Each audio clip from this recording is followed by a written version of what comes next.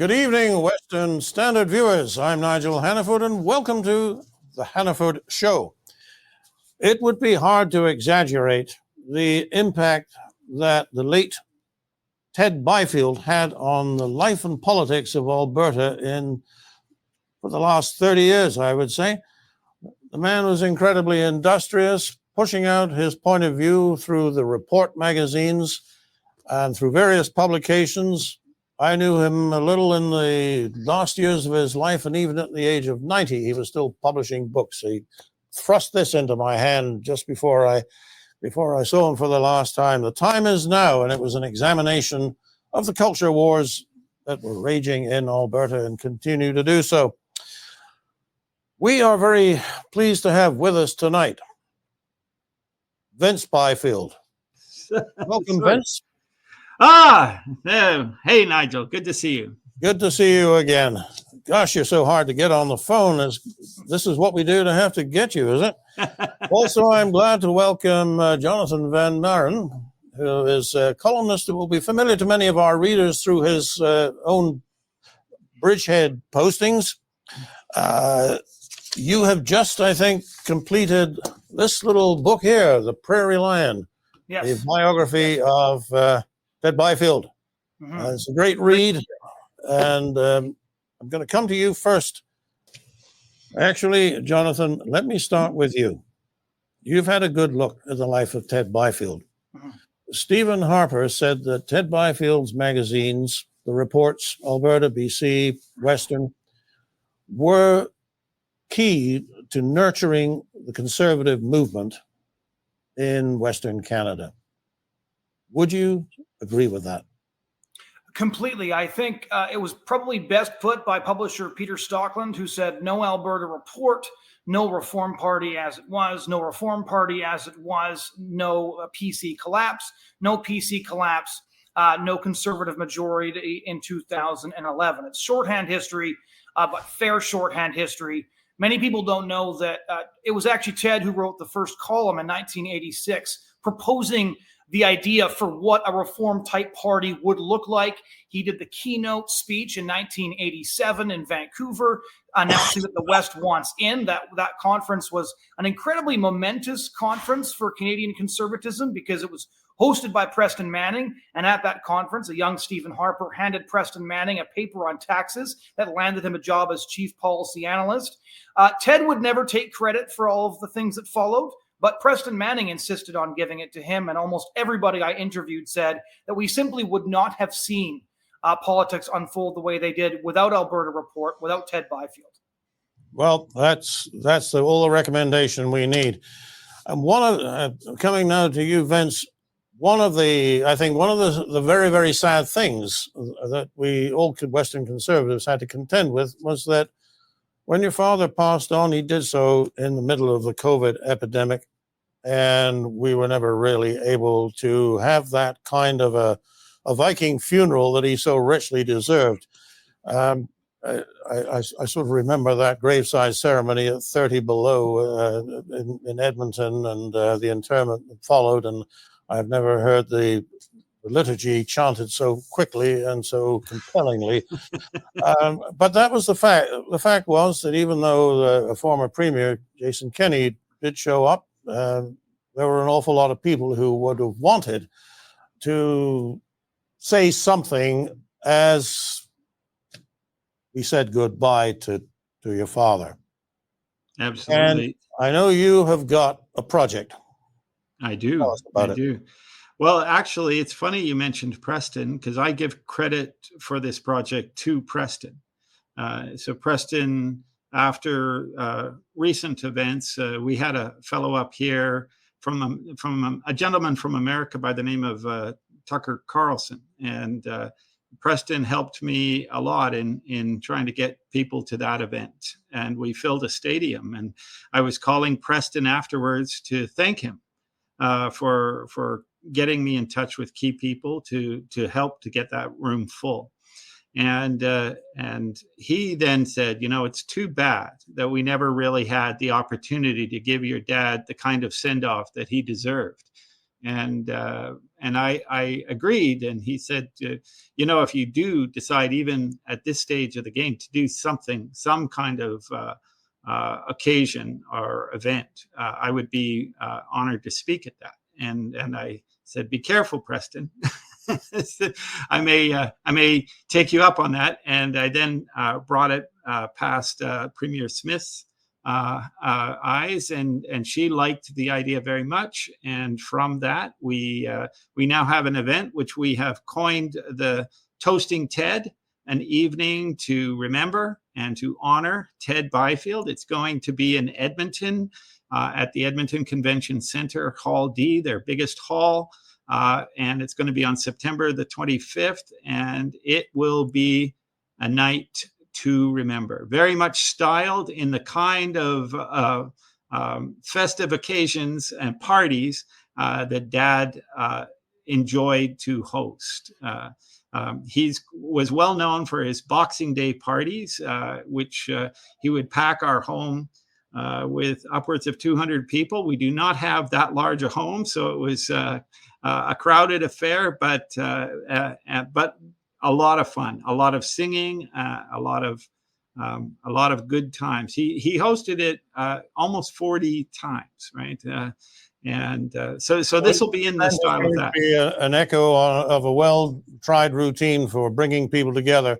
Yeah. But I think this one's going to be a lot bigger, and if you don't move quickly, you are probably going to miss out. So how do people get their hands on a ticket? Well, the best way is to go to our website, which is Toasting Ted, all one word, toasting, like TOAST, toastingted.ca. And the very first thing you see at the top is a big red button that says reserve your spot. And what that does is gives you a form. You're not actually buying a ticket just yet. What you are doing is filling out your interest, and you are then in the queue for a spot at the table for this event, which will be an amazing event. So we're doing it in that fashion rather than giving out ticket prices, because we want very much you'll recall that I said it's an evening to remember Ted, but it's also an evening to honor Ted. And by honor, Dad gave the last 20 years of his life, at least, to the creation of what he believes is his most important work, which was the 12-volume history book series on that is entitled The Christians, Their First 2,000 Years. And it's that series that we are trying to raise funds for with this event, to get them into as many high school as possible.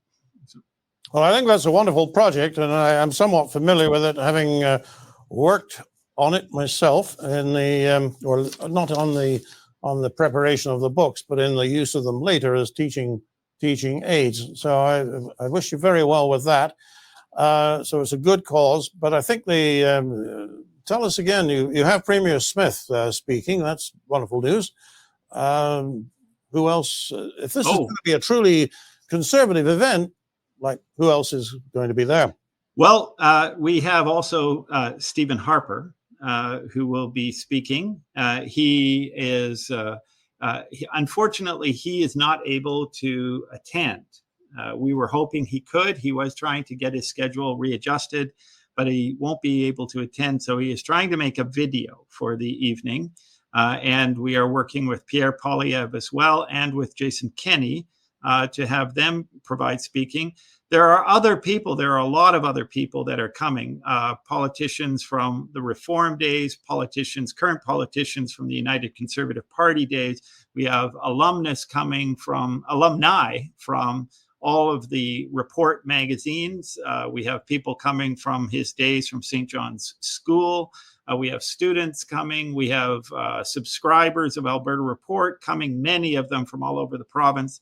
So there's also going to be a live auction at this event, and Stockwell Day has volunteered his services as an auctioneer for that event. I had no idea that before he was politician, Stock was an auctioneer. So I understand he's a very good one too. So Yes, I have certainly seen him in action, and this is not an event at which you can afford to leave your, or maybe you should leave your wallet at home. I don't know, but at any rate, this is all for a good cause. So yeah.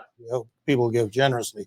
Okay, so this has all the merit, all the marks of being one of those hallmark signature attractions that people will talk about for months, years even. And I don't know, were you at the such and such? Well, you're going to want to be able to say, yes, I was there and I heard these people, and it was a wonderful tribute to a great man who did enormous things for Alberta. And I picked up on what you said about alumni from the old Report magazines. There are so many of them. We won't get into who's who, but some of the most prominent names in Canadian journalism started off in your father's office and there with your mother, proofreading, and have stories to tell, and it made them what they were. Look, there's one other thing that I want to bring forward here, Vince. This is a very significant moment for us at the Western Standard, because having acquired the rights to the Alberta Report name, we are very proud to be carrying this name forward within the context of the Western Standard. And so what readers have already discovered is that to pick up the latest Alberta news, they go to that section of our website called Alberta Report. Everything that is tagged Alberta goes into there. And Vince, our goal is to continue the promotion of conservatism in the way that your father did for so many years and so effectively. And I like what Jonathon had said just now about how your father had actually laid out the blueprint that happened. Get a regional party going, morph onto the national scene, bring the old parties together and take over the government. So, I mean, that was incredibly ambitious for 1986. Here at the Western Standard, we have our own ambitions, and we're very pleased to think that name, the Alberta Report, to which we're sentimentally attached, as well as in a business way, is going to be part of it. So it's a new era for both of us, Vince.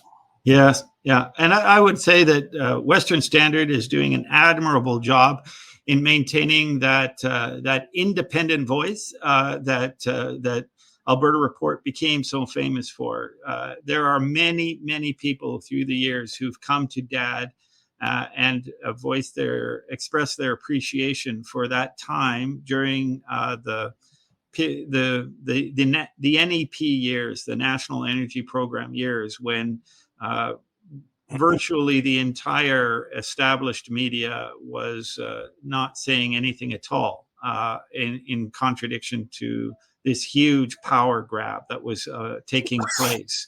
But Dad spoke up, and by doing so, earned the appreciation and loyalty of Albertans everywhere, especially in the oil industry. And I believe that the Western Standard is absolutely continuing in that fashion. So it is exceptionally appropriate that you take on and become, as we say, that this event will signal a changing of the guard from Alberta Report to the Western Standard, and I see it in good hands. So, they're in the yes.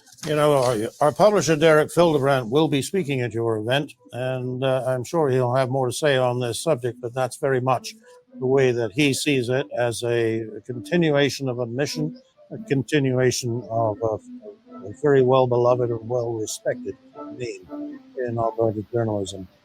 So the project that you are engaged upon, Vince, is distributing these books. I get the impression that your father never lost his interest in politics, but became increasingly towards the end of his life very conscious of wanting to take on a project that would honor God. Is that where that series of books came from? Yeah, Dad.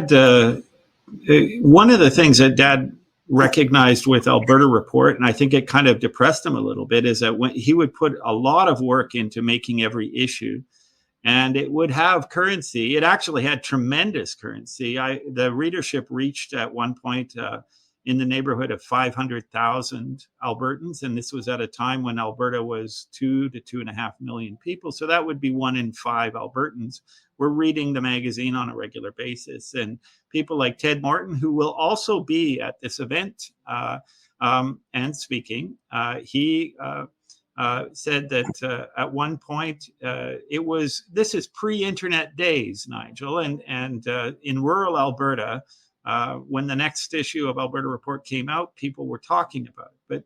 But nonetheless, after a few weeks and months, all that work would wind up in a bin, and Dad wanted to have a more lasting impact, so he started a series of books called Alberta in the 20th Century.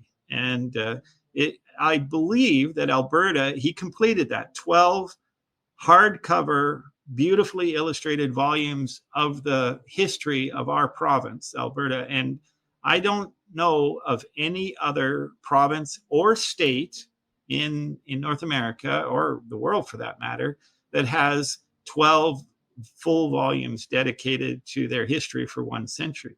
It's an incredible piece of work, and some very well-known writers contributed to that. I do recall. I know that you had Paul Bunner there editing it at one time. Paul Bunner went on to become a speechwriter for Prime Minister Harper. So the connections there are very close and very intense. Both then morph into the Christian history. Well, so after those books were completed, Dad also, I'll just say it, he was concerned about the rise of a resurgence of Islam, and so he had started to write copious notes on the influence of Islam in the Western civilization in the modern world, but he wanted people to know the history, the background, and why it was a very serious threat. And so he began initially with that.